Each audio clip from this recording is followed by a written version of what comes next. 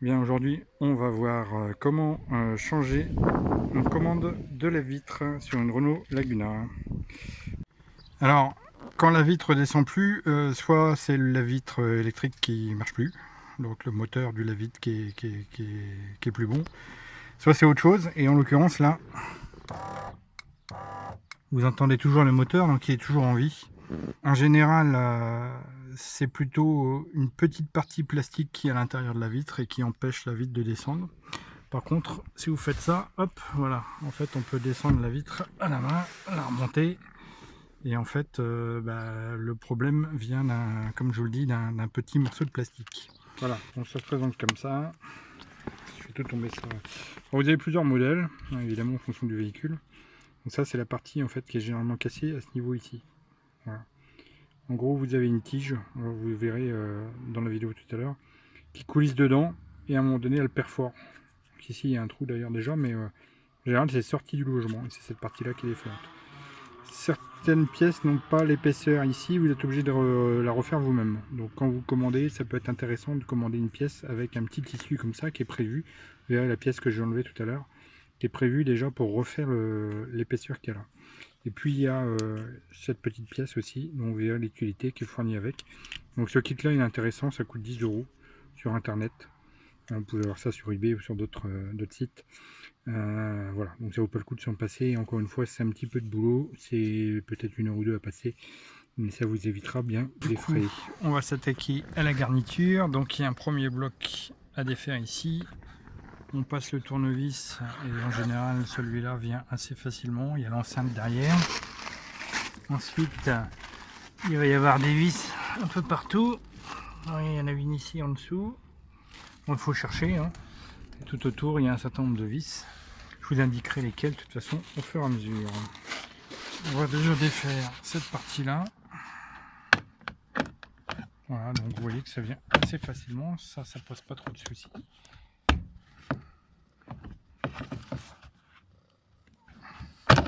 Voilà.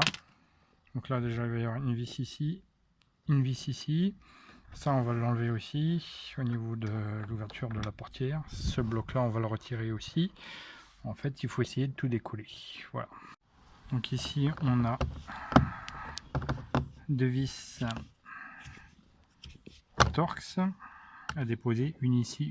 Alors je vais vous faire voir le résultat après, parce que c'est pas évident de tenir l'appareil et puis de défaire les vis en même temps. Donc en fait, une fois que vous avez déposé l'enceinte, vous avez un petit clips à retirer. Vous avez un petit clips à retirer, il suffit de pincer en fait et vous retirez la connexion. Alors ensuite, on va enlever la protection qu'il y a ici. On fait levier. Voilà. Hop.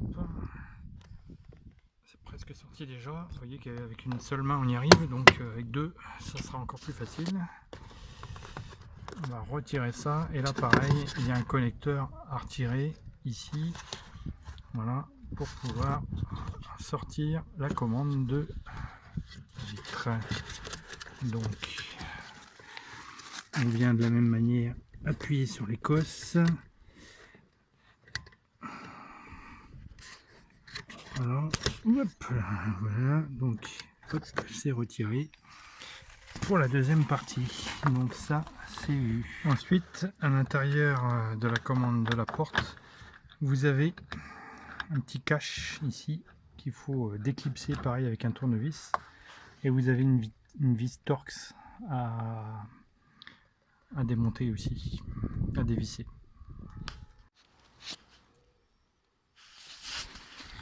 Donc une fois que vous avez enlevé les deux vis ici, que vous avez déclipsé ici, que vous avez enlevé la vis Torx ici, vous avez en dessous ici, là et là, deux vis Torx aussi à retirer.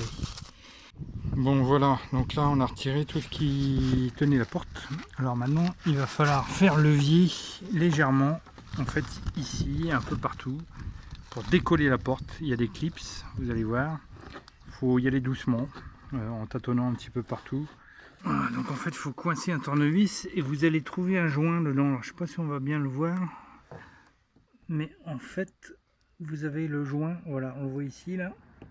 Voilà, vous avez le joint qu'il faut laisser en fait côté portière si on peut. Voilà, là on voit bien qu'il se décolle. Tac. Voilà, donc on va essayer de s'amuser à défaire. Donc ici, là par exemple, on voit qu'il y a un piton qui est déjà enlevé. Voilà, donc vous allez comprendre par quoi tient la porte en fait. Vous avez une partie verte côté, côté plastique, et une côté pointu côté porte.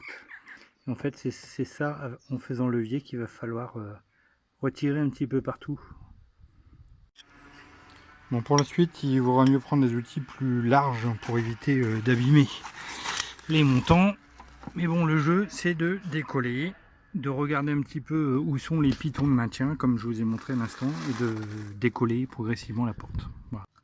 Donc l'idée, c'est de passer délicatement l'outil, voilà, clac, et arriver qu'à sauter, donc c'est bon signe.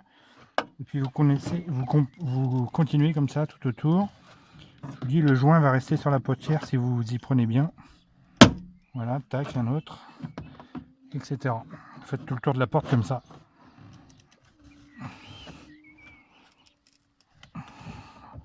Pas être trop brutus, hein, mais voilà, clac. Donc à chaque fois, vous continuez, puis vous allez faire le tour de la portière comme ça. Voilà, donc la porte là, elle est décollée complètement. Vous allez retirer les petites choses qui vous embêtent encore. Voilà, donc ça, c'est à déclipser comme ça, un peu.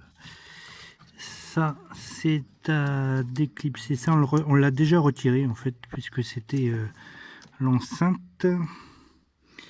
Ce morceau-là, on l'a déjà retiré tout à l'heure. Donc celui-là est à déclipser aussi, si on y arrive. Voilà. Et puis là, il y en a encore un autre qu'il va falloir tourner. Voilà. Clac. C'est tourné. C'est la petite lampe de secours. Clac. Voilà. Bon, alors le joint, eh ben, vous faites comme vous pouvez. De toute façon, il sera à recoller dessus après.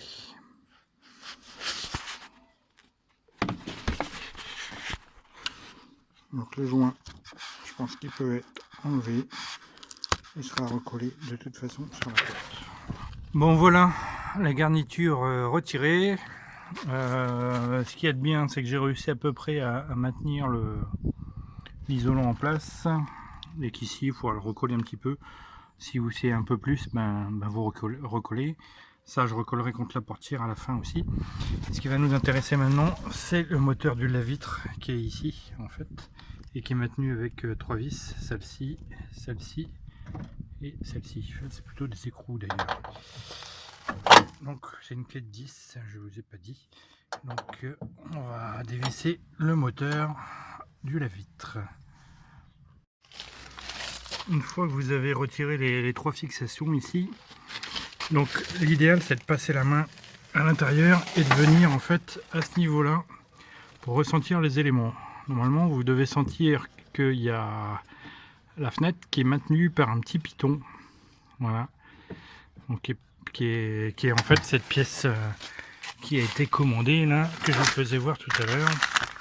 En fait vous allez ressentir ça au niveau du haut de la fenêtre. Voilà. Donc comme ça, vous saurez le remettre ensuite. Une fois que vous avez bien vu la forme, ce que vous allez faire, c'est baisser la fenêtre. Voilà. Et là, on voit apparaître la pièce qui pose problème. Voilà. Donc c'est cette pièce-là qu'il va falloir changer. Ensuite, là, il y a un truc, voilà, il est cassé. Donc il y a un truc qui tient en fait une espèce de pointe qui est derrière. Voilà. Et donc l'objectif, bon, ça de toute façon vous l'avez vu, c'est dans le kit, donc c'est pas grave si c'est cassé. Ensuite, il va falloir faire comme ça, espacer un petit peu pour retirer la vitre du trou qui est à l'arrière.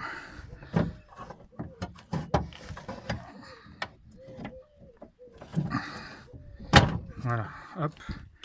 Voilà, donc à ce moment-là, vous pouvez remonter la vitre. Hop.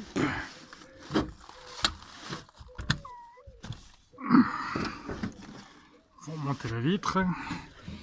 Et là, en fait, vous allez venir mettre la main dedans, hop, et on va retirer le trou ici. Et vous voyez que vous prenez la vitre en même temps que la vitre et faites bien attention à quel côté est la vitre par rapport à la vitre. Maintenant, mon moteur, il est plus maintenu, donc je vais pouvoir le retirer toute la partie. Voilà. Okay. Alors, ce qui nous concerne va être là, donc vous le faites coulisser, hop, et donc logiquement vous allez pouvoir le reprendre ici. Alors notez au passage que si vous changez carrément la vitre, c'est faisable aussi, hein, mais ça sert à rien de l'enlever totalement pour changer cette pièce là. Voilà, donc vous avez vu les deux pièces, évidemment il y en a une qui est cassée, donc celle-ci on l'enlève, celle-ci on va pouvoir la remettre ici en la glissant dedans.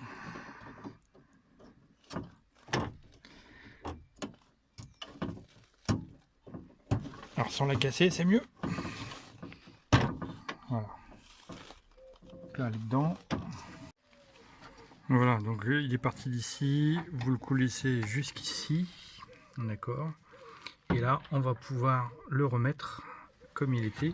Donc une fois que vous avez glissé la partie verte, ou en tout cas ici elle est verte, vous l'avez remis à peu près à sa place, on va aller remettre dans un premier temps l'élément de la vitre ici dans son logement.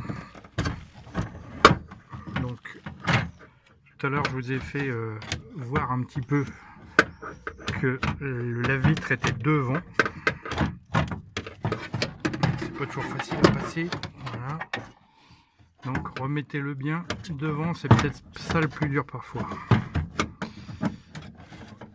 Donc face à vous et pas derrière la vitre.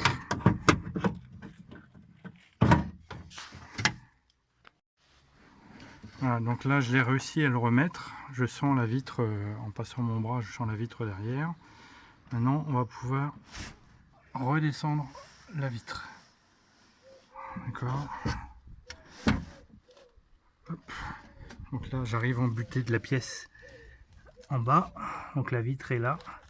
Et il va falloir remettre, vous sentez le trou avec le doigt dans la vitre, il va falloir mettre le trou de la vitre dans la partie verte.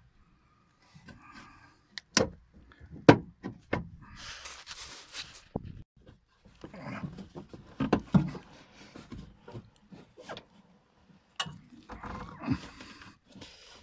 On y va à tâtons un petit peu.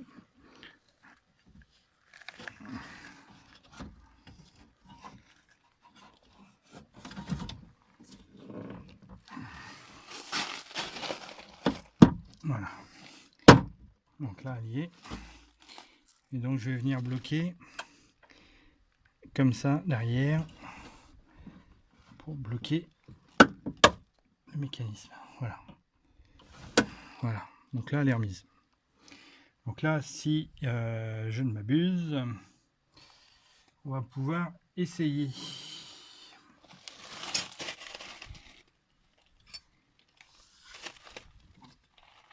Alors pour essayer, c'est simple, vous reprenez cette partie là, vous venez mettre les connexions, je vais mettre le contact en route.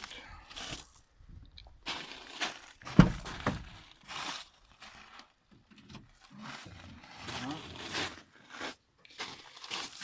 Donc on va tester la vitre.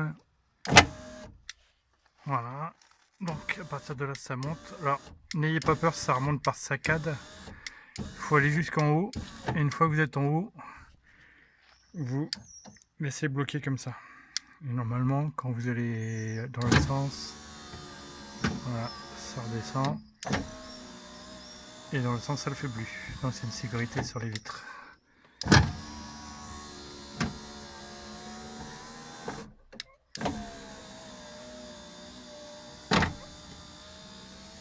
Un petit bruit, mais c'est vrai que la pièce que j'ai mise, j'ai eu un petit peu de mal en fait parce qu'elle coulissait pas. Donc il a fallu que je rajoute de la graisse dans le rail. Donc n'hésitez pas à faire ça.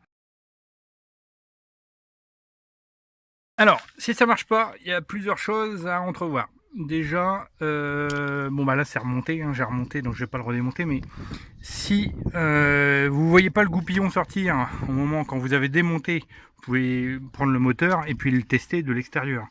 Si vous voyez pas le goupillon sortir et rentrer, mais que vous entendez quand même le moteur, ça veut dire qu'il y a quelque chose de coincé dans le tube. Et qu'est-ce qui est coincé dans le tube à votre avis? Bah, évidemment la partie cassée. Alors dans ce cas-là, il faudra un petit peu démonter la partie plastifiée qu'il y a sur le moteur. Vous regardez, normalement vous devez apercevoir la petite fente là, le petit cylindre. Et ben, le but du jeu, ça sera de l'enlever.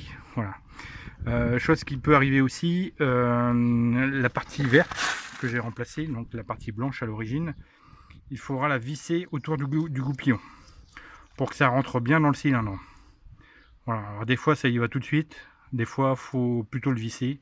Donc, vous le vissez et ensuite vous le mettez dans la fente dans lequel il coulisse.